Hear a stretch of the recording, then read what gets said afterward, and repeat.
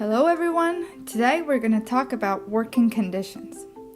As we have seen in previous classes, the employment relationship is a contract between employer and employee, in which the employee sells his or her workforce for a salary. As in every type of contract, conditions are set, and in this case it is directly linked to the rights and duties of the employee within the company. Workers have the duty to work, but also have rights related to the working conditions. Working conditions are set based on 3 levels.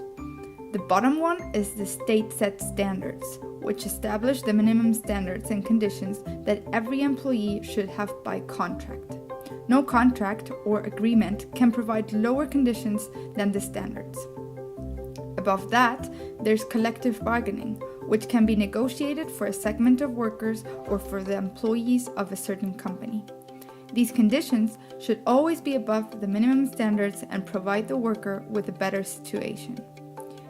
And as the last step, there's an individual negotiation for the agreement of the contract, in which the employee can set more advantageous conditions for him or herself, always above the minimum standards and the collective bargaining. The most significant working conditions are working age, wage, occupational health and safety, and working hours.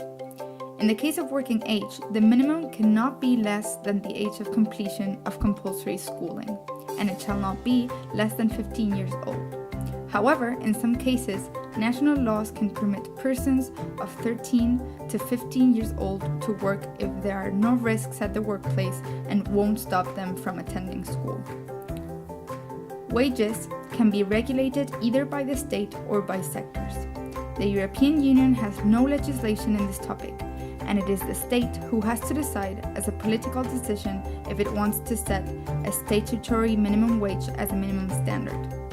Sectoral wages can also be set by collective bargaining within a company, and as said before, these can only be above the minimum statutory wage and improve the conditions of the workers. Occupational health and safety is also one of the rights workers have through their contractual relationship. Health and safety play a fundamental role in people's lives, and therefore it should be treated as a moral and ethic issue. This is why it is the area of employment law with most public intervention.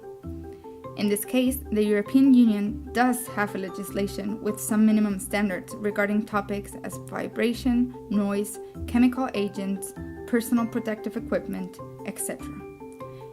In the case that an accident happens while the employee is working and the company has a responsibility because of the failure to provide enough protection measures, the firm can face administrative, civil, criminal, and social security liability.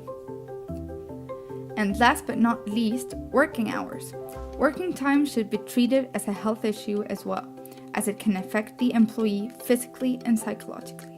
The main issues treated here are maximum working time, so the average working time should not exceed 48 hours for each 7-day period, also rest periods, night shifts work, and obviously life-work balance, which has increasingly grown in the last decades, and it entitles employees to have reduction of hours or reorganization of their schedules, usually granted to parents and family carers.